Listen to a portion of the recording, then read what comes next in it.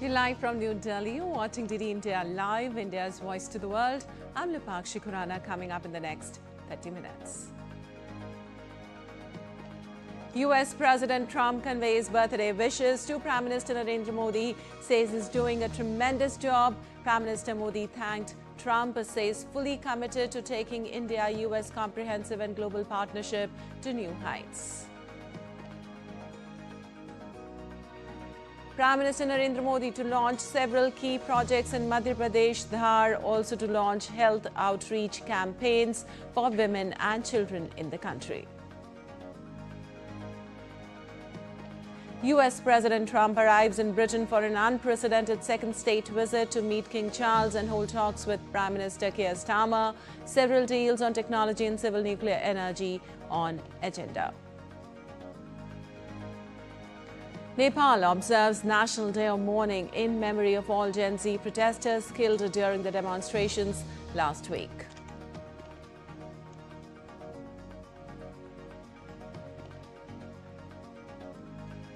And India's Neeraj Chopra set to begin his title defense in the men's javelin throw qualifiers at the World Athletics Championship in Tokyo on Wednesday.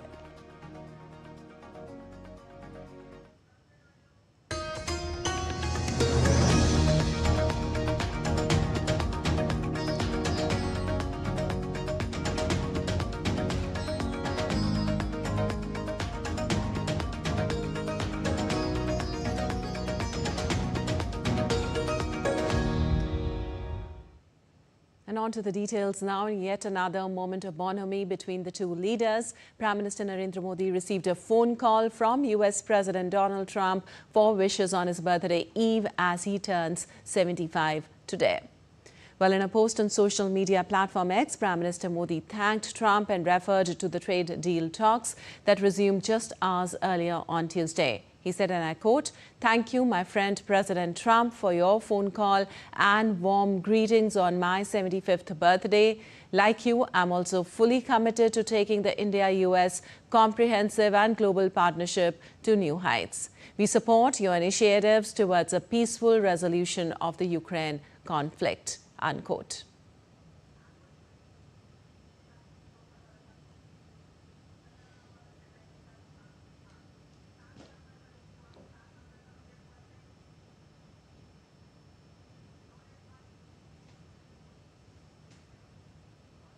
Well, Trump later made a similar post on Truth Social. He said, and I quote, "Just had a wonderful phone call with my friend Prime Minister Narendra Modi. I wished him a very happy birthday. He's doing a tremendous job. Narendra, thank you for your support on ending the war between Russia and Ukraine," unquote.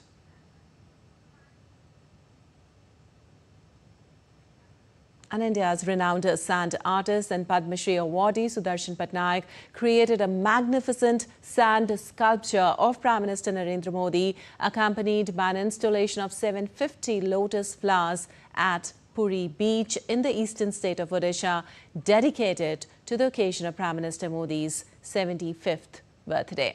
The artwork carries the message, "Bharat ki Udaan Modi ke saath," reflecting the nation's aspirations for unity, growth and global leadership under Prime Minister Modi's guidance.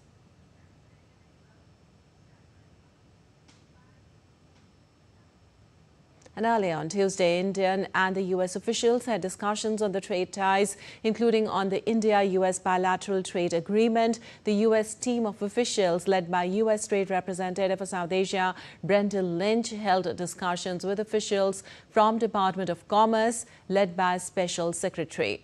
Acknowledging the enduring importance of bilateral trade between India and the US, an official statement by India said that the discussions were positive and forward-looking, covering various aspects of the trade deal. It was decided to intensify efforts to achieve early conclusion of a mutually beneficial trade agreement. Well, the trade talks are significant following the announcement of 50% tariff on Indian goods by the Trump administration.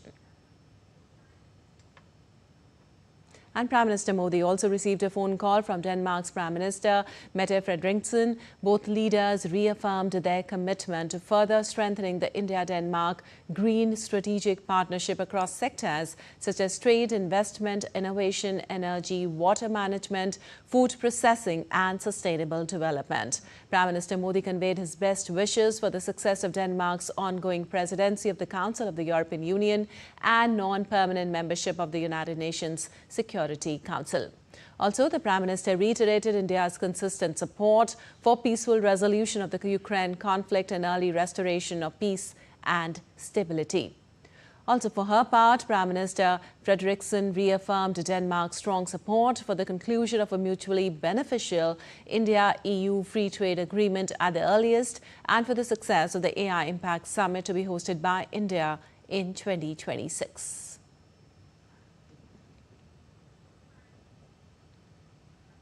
And Prime Minister Narendra Modi is set to visit Dhar district in Madhya Pradesh on Wednesday to unveil a series of transformative initiatives aimed at empowering women, strengthening families and boosting the textile economy.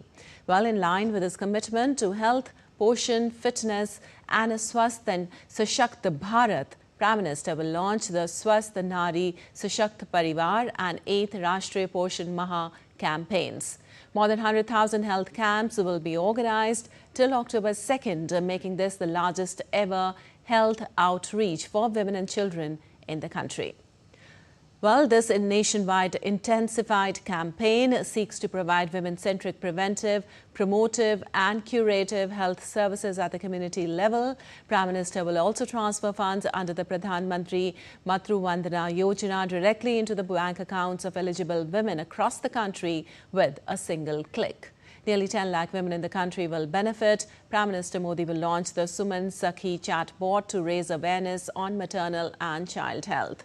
Also, the chatbot will provide timely and accurate information to pregnant women in rural and remote areas, ensuring access to essential health services. Furthering the nation's collective fight against sickle cell anemia, Prime Minister will distribute the 1 croreth sickle cell screening and counselling card for the state. As part of the Adi Karma Yogi Abhiyan, Prime Minister will launch the Adi Seva Parv for Madhya Pradesh, which will symbolize the confluence of tribal pride and spirit of nation building. Also in line with his 5-year vision, farm to fibre, fibre to factory, factory to fashion and fashion to foreign, Prime Minister will inaugurate the Prime Minister Mitra Park in Dhar. This will be the first among the 7 Prime Minister Mitra Parks in the country where work is set to begin soon.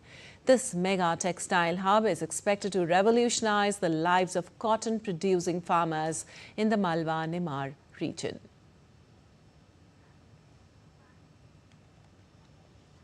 Well, the Self-reliant India, or as we can say, Prime Minister Narendra Modi's transformative vision for India fosters resilience, innovation and inclusivity while positioning India as a vital player in the global economy.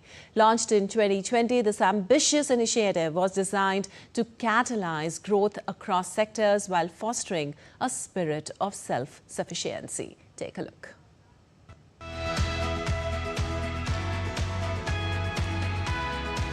For Prime Minister Narendra Modi, self-reliant India is more than just an economic freedom.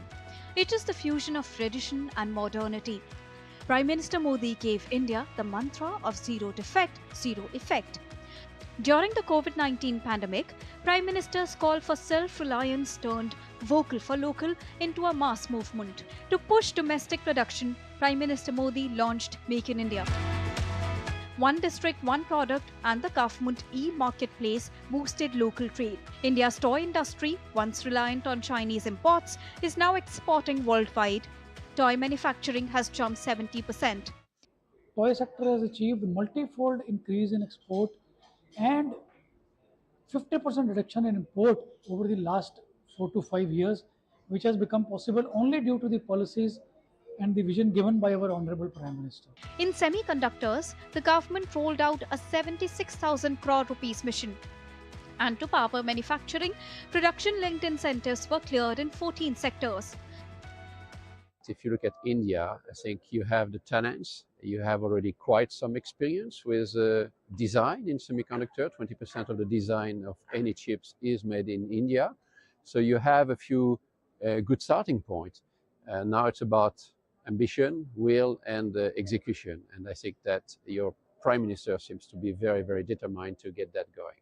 So now, when we look at all of that's happening, right, that we should all work towards making India a product nation, a production nation, and the skills nation for the world. And that leads us to an Atmanirbhar Bharat who not only can take care of itself, but also can take care of the rest of the world. So this is excellent steps. Progress is being made, evidence is seen, and now the future is for us to take. The Vocal for Local push gave the biggest boost to MSMEs. After the COVID-19 pandemic, small industries bounced back with confidence. Khadi and village industries led the charge in promoting local products.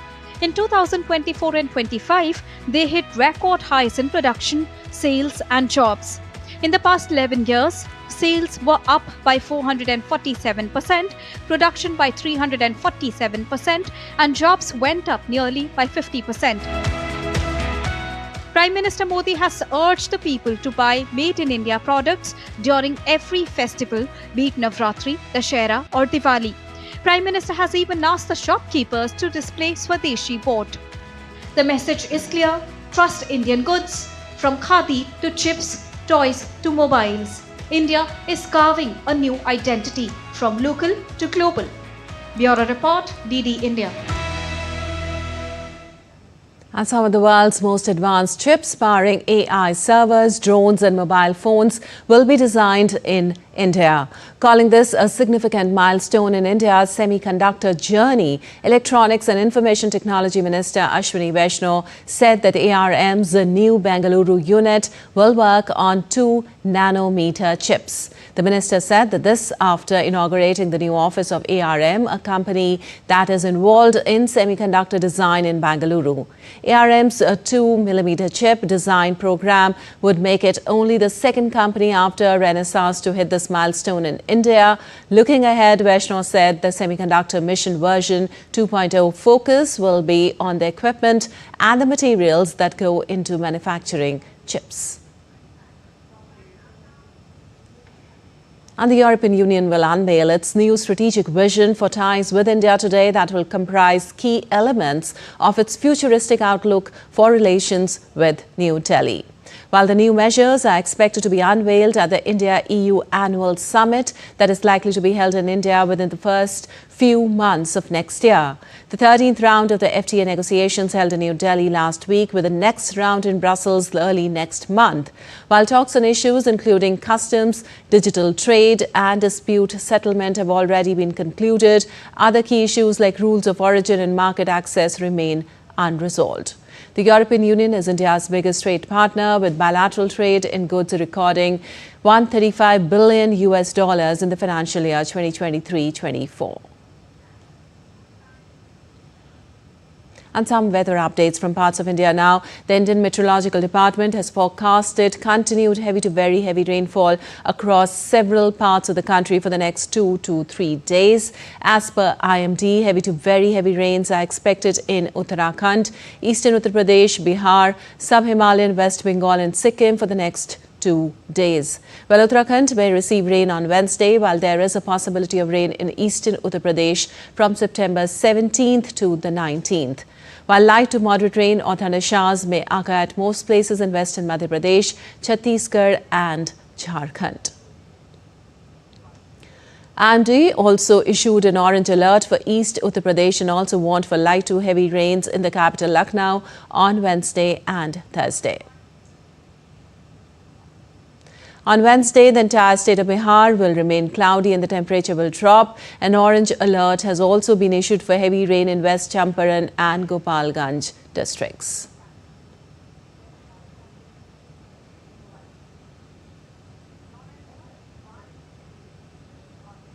And in a major announcement for the devotees, the pilgrimage to Mata Vaishno Devi shrine atop Trikuta Hills in Jammu and Kashmir's Riyasi district resumed on Wednesday, subject to favourable weather conditions, a shrine board said. The yatra had remained suspended for 22 days following a major landslide in August that damaged the route, resulting in the death of pilgrims. And still to come in this edition of DD India Live.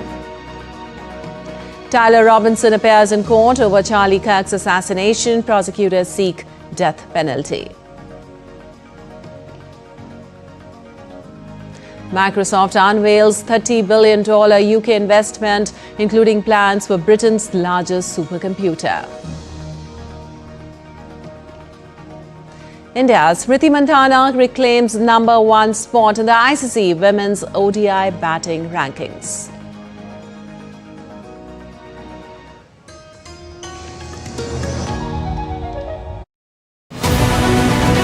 This week on Defense Dynamics, we decode HAL's bold gamble. Can the Sitara trainer transform into a combat fighter? We explain the Great Nicobar Project, India's mega push at the Malacca Gateway. We reveal STAR, the supersonic target shaping India's missile mastery. We analyze the B-21 Raider, America's futuristic 6th-gen stealth bomber. Stay tuned for more updates this Wednesday at 8 p.m. IST only on DD India.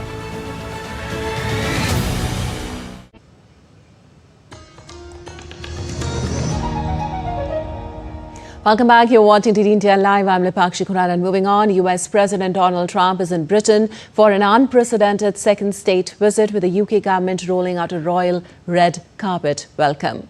Well, in a sign of the pomp and pageantry to come, a guard of honor greeted the Trump as they stepped off Air Force One at Stansted Airport near London. Trump then expressed his admiration for the British monarch.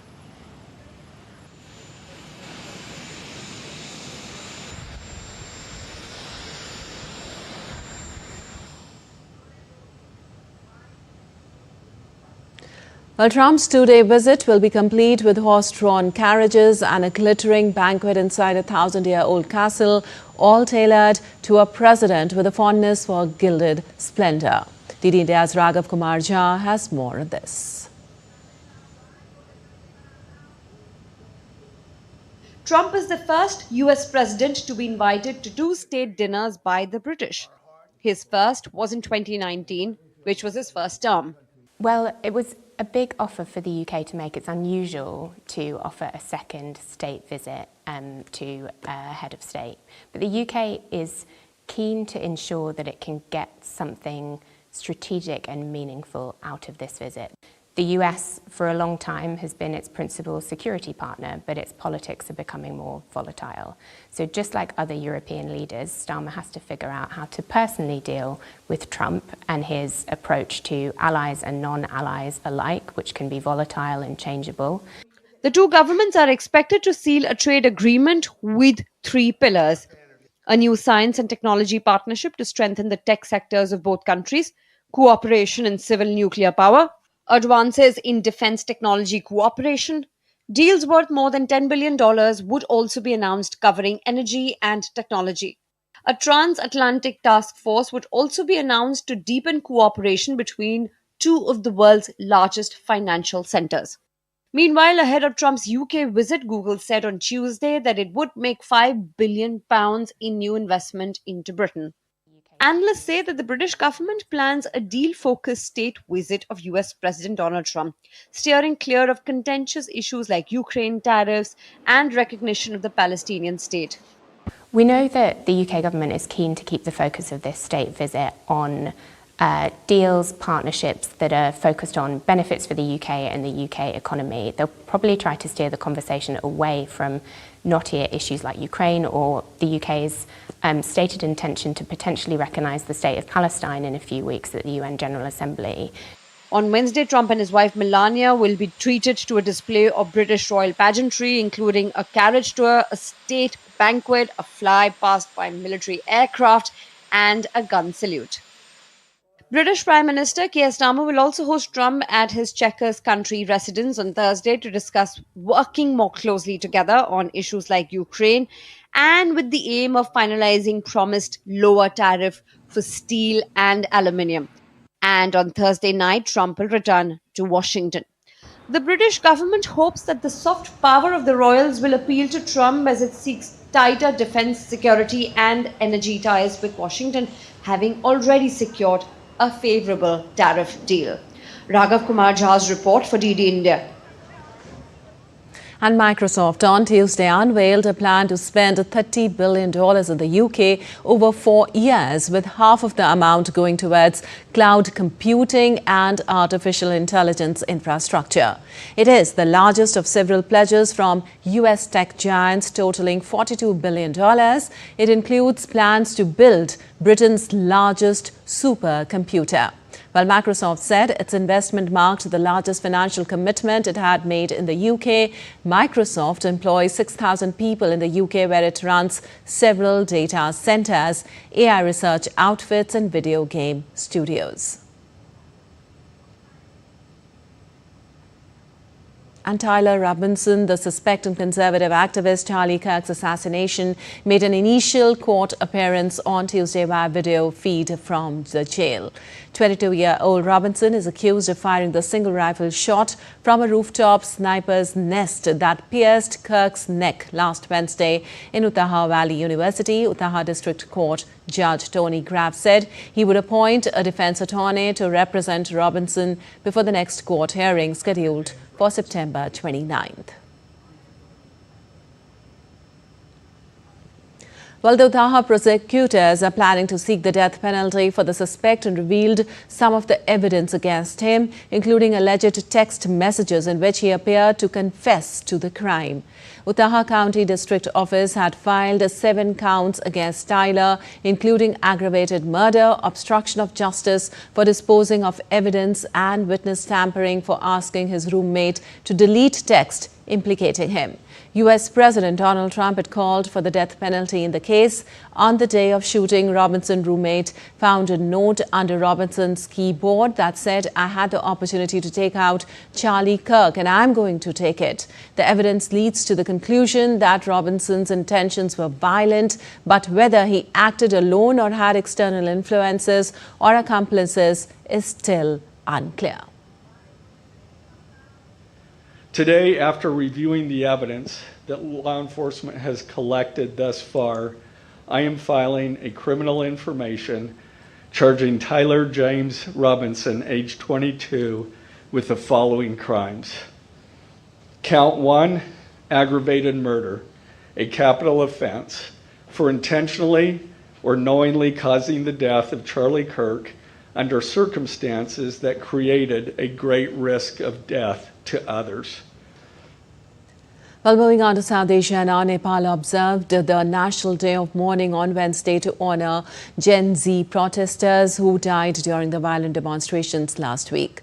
All public offices across the country will remain closed on Wednesday, and the national flag will be flown at half-mast to mark the day. While the government has pledged financial support for the families of those killed in the protest, each bereaved family will receive 1 million Nepali rupees as compensation and an additional 500,000 Nepali rupees to cover other expenses.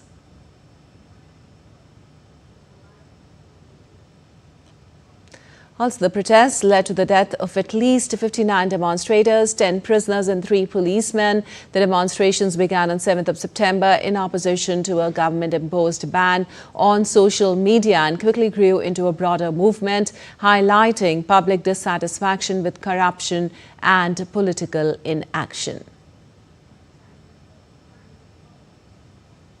And India's ace athlete Neeraj Chopra will begin his title defense in the men's javelin throw qualifiers at the World Athletics Championship in Tokyo on Wednesday. The Indian ace will be up against Olympic champion Arshad Nadeem and the informed Julia Weber. India also have 3 more names in the fray: Sachin Yadav, Rohit Yadav and Yashveer Singh.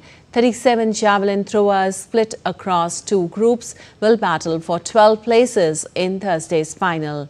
At the last edition in Budapest 2 years ago, Neeraj Chopra created history by becoming India's first world champion in athletics with a throw of 88.17 meters. Well, Neeraj Chopra chases a third medal at the championship, having also won silver in the US 3 years ago. And Indian women batter Smriti Mandhana reclaimed her #1 spot in the latest ICC one-day international rankings released on Tuesday. Mandhana overtook England skipper Nat Sciver-Brunt at the top of the rankings on the back of a half-century against Australia in the opening match in Chandigarh. The innings helped Mandhana gain 7 rating points and move 4 points ahead of her England counterpart. The Indian Vice President had held the #1 spot in 2019 and earlier this year. The #1 spot will boost Mandhana's confidence ahead of the World Cup, which starts on the 30th of September. Well, that's all for this edition of DD India Live, but let us know your thoughts on the news of the day. For those on the go, you can get all the latest news and updates from India and across the world on the DD India mobile app. The app is available on both Android and iOS platforms. Scan the QR code on the screen to download now. We'll be back with more news as it breaks here on DD India. I'm Dipakshi Khurana from all of us here in Delhi. Thanks for watching DD India Live.